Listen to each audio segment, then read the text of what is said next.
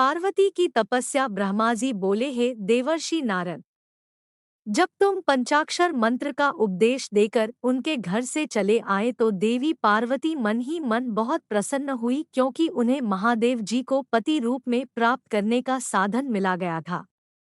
वे जान गई थी कि त्रिलोकीनाथ भगवान शिव को सिर्फ उनकी तपस्या करके ही जीता जा सकता है।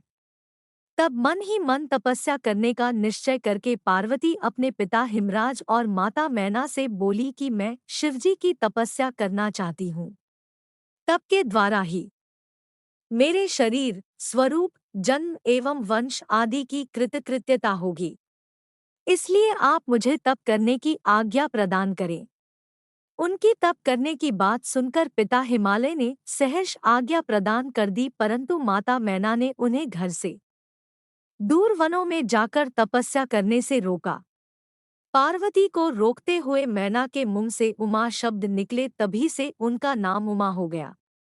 पार्वती के हठ के सामने मैना कुछ न कर सकी। तब खुशी से उन्होंने पार्वती को तपस्या करने की आज्ञा प्रदान कर दी। तत्पश्चात माता पिता की आज्ञा पाकर देवी पार्वती खुशी से मन में शिवजी का स्मरण करते हुए अपनी सखियों को साथ लेकर तपस्या करने के लिए चली गई। रास्ते में पार्वती ने सुंदर वस्त्रों को त्याग दिया तथा वल्कल और मृग चर्म को धारण कर लिया। उत्तम वस्त्रों का त्याग करने के उपरांत देवी गंगोत्री नामक तीर्थ की ओर चल दी, जिस स्थान पर भगवान शंकर ने घोर तपस्या की थी और जहां शिवजी ने कामदेव को भस्म कर दिया था, वह स्थान गंगावतरण तीर्थ के नाम से प्रसिद्ध है। वहीं पर देवी पार्वती ने तप करने का निश्चय किया। गौरी के यहाँ तपस्या करने से ही यह पर्वत गौरी शिखर के नाम से प्रसिद्ध हुआ है। उस स्थान पर पार्वती ने अनेक फलों के वृक्ष लगाए। तत्पश्चात पृथ्वी को शुद्ध करके वेदी बनाकर अपनी इंद्रियों को वश में करके मन को एकाग्र कर कठिन तपस्या करनी आरंभ कर दी। ऐसी तपस्या ऋषिमुनियों के लिए भी दुष्कर थी। भयंकर गर्मी के दिनों में पार्वती अपने चारों ओर अग्नि जलाकर बीच में बैठकर नमः शिवाय का जाप करती थी। वर्षा ऋतु में वे किसी चट्टान पर अथवा वेदी पर बैठकर निरंतर जलधारा से भीगती हुई शांत भाव से मंत्र जपती रहती थी। सर्दियों में बिना कुछ खाए ठंडे जल में बैठकर पंचाक्षर मंत्र का जाप करती थी। कभी कभी तो वे पूरी रात बर्फ की चट्टान पर बैठकर ध्यान करती थी। सब कुछ भूलकर वे भगवान शिव के ध्यान में मग्न होकर उनका ध्यान करती रहती थी। समय मिलने पर अपने द्वारा लगाए गए वृक्षों को पानी देती थी। शुद्ध हृदय वाली पार्वती आंधी तूफान, कड़ाके की सर्दी, मूसलाधार वर्षा तथा तेज धूप की परवाह किए बगैर निरंतर मनोवांछित फलों के दाता भगवान शिव का ध्यान करती रहती थी। उन पर अनेक प्रकार के कष्ट आए, परंतु उनका मन शिवजी के चरणों में ही लगा रहा। तपस्या के पहले वर्ष में उन्होंने केवल फलाहार किया।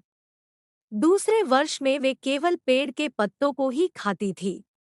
इस प्रकार तपस्या करते करते अनेकानेक वर्ष बीतते गए। देवी पार्वती ने सब कुछ खाना पीना छोड़ दिया था। अब वे केवल निराहार रहकर ही शिवजी की आराधना करती थी। तब भोजन हेतु पर्ण का भी त्याग कर देने के कारण देवताओं ने उन्हें अपर्णा नाम दिया। तत्पश्चात देवी पार्वती एक पैर पर खड़ी होकर नमः शिवाय का जाप करने लगी। उनके शरीर पर वल्कल वस्त्र थे तथा मस्तक पर जटाएं थी। इस प्रकार उस तपोवन में भगवान शिव की तपस्या करते करते 3000 वर्ष बीत गए। 3000 वर्ष बीत जाने पर देवी पार्वती को चिंता सताने लगी।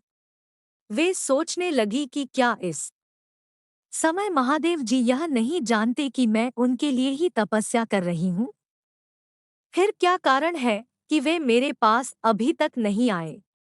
वेदों की महिमा तो यही कहती है कि भगवान शंकर सर्वज्ञ, सर्वात्मा, सब कुछ जानने वाले, सभी ऐश्वर्यों को प्रदान करने वाले, सबके मन की बातों को सुनने वाले, मनोवांछित वस्तु प्रदान करने वाले तथा समस्त दुखों को दूर करने वाले हैं।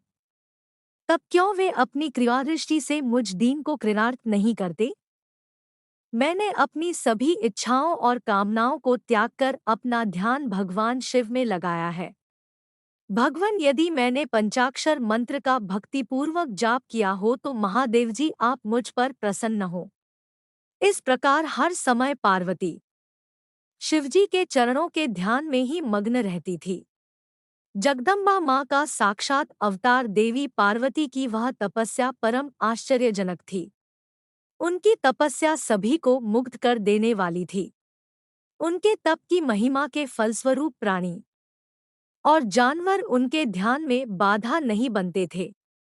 उनकी तपस्या के परिणामस्वरूप वहाँ का वातावरण बड़ा मनोरम हो गया था। वृक्ष सदा फलों से लदे रहते थे। विभिन्न प्रकार के सुंदर सुगंधित फूल हर समय वहाँ खिले रहते थे। वह स्थान कैलाश पर्वत की सी शोभा पा रहा था तथा पार्वती की तपस्या की सिद्धि का साकार रूप बन गया था।